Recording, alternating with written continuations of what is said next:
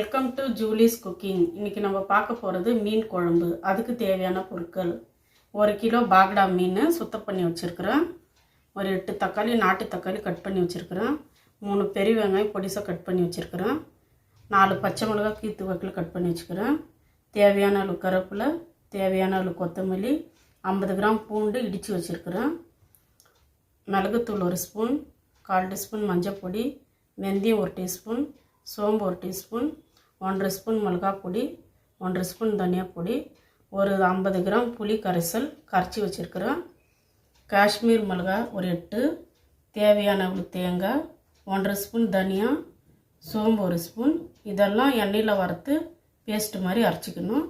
தேவையான அளவு உப்பு, எண்ணெய் தேவையான அளவு. சட்டி காஞ்சிடுச்சுங்க. மீன் குழம்பெல்லாம் சட்டியில் சேர்ந்தால் ரொம்ப நல்லாயிருக்கும். தேவையான அளவு எண்ணெய் ஊற்றிக்கலாம். தேங்காய்,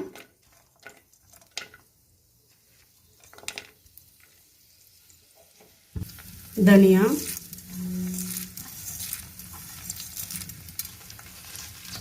காஷ்மீர் மிளகாய், சோம்பு, இது எல்லாமே கொஞ்சம் பொன்னிறமாக வதக்கிட்டு நம்ம மிக்சியில் பேஸ்ட் பண்ணிக்கலாம். பாருங்கள், பொன்னிறமாக ஆயிடுச்சு. இப்போ நம்ம இதை எடுத்து ஆற வச்சிடலாம்.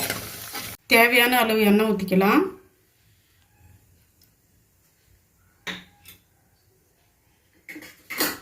வெந்தயம் 1 ஸ்பூன்,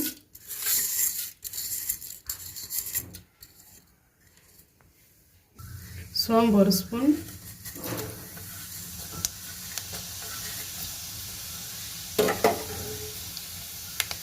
சோம்பு பொரியட்டும். வெங்காயம் நல்லா வதங்கட்டுங்க பொன்னிறமாக.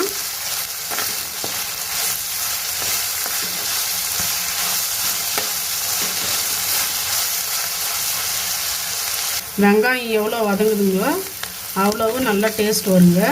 நல்லா இன்னும் வதங்கட்டும். வெங்காயம் நல்லா வதங்கிடுச்சிங்க.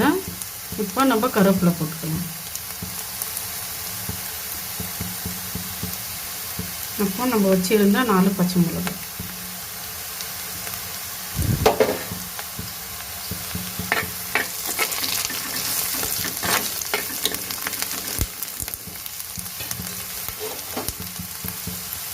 பூண்டு,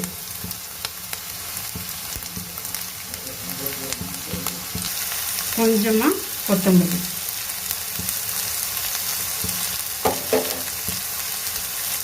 இது எல்லாமே நல்லா வதங்கிக்கணும்.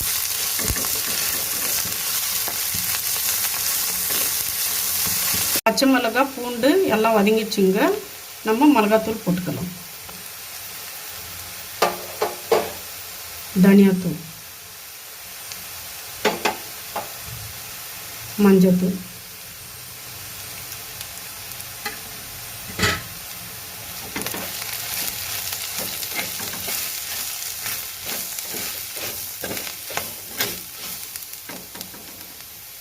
நம்ம வச்சுருந்த நாட்டு தக்காளி போட்டுக்கலாம்.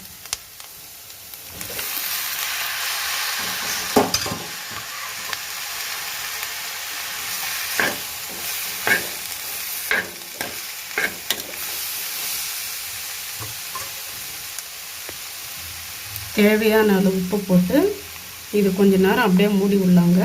தக்காளி நல்லா வதங்கட்டும்.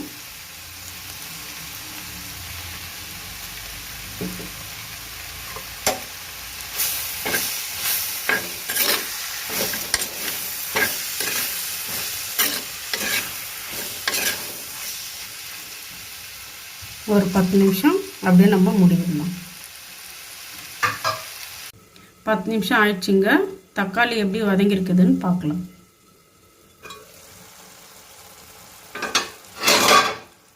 பாருங்கள், எவ்வளோ அழகாக நல்லா வதங்கியிருக்குது.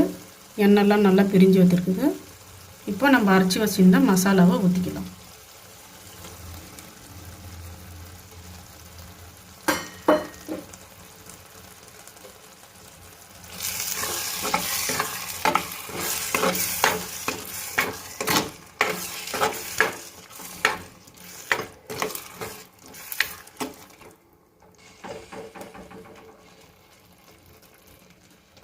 புளி தண்ணியை ஊற்றிக்கலாம்.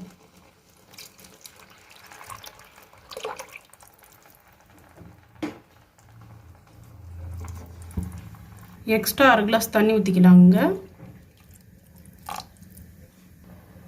தேவையான அளவு உப்பு போட்டுக்கலாம். இது நல்லா ஒரு 15 நிமிஷம் நல்லா கொதிக்கிட்டுங்க. இந்த பச்சை வாசனைலாம் போகட்டும்.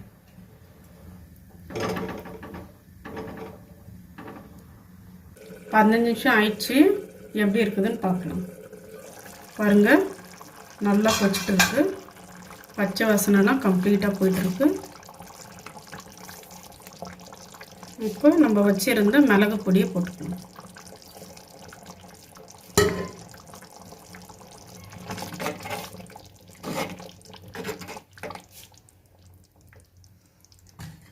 இப்போ ஒரு மீனாக உள்ளே எடுத்து போட்டுக்கணும்.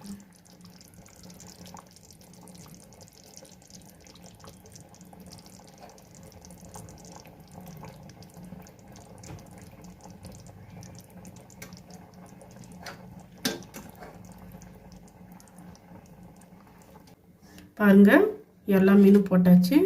இது பொறுமையாக அந்த சைட்லேருந்து கிளறி விட்டுக்கலாம். ரொம்ப கிளறுனா மீன் உடஞ்சிடும்.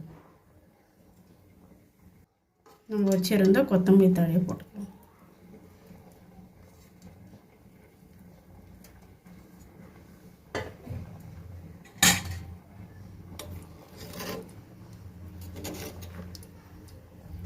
இது ஒரு 3 நிமிஷம் ஆகட்டுங்க.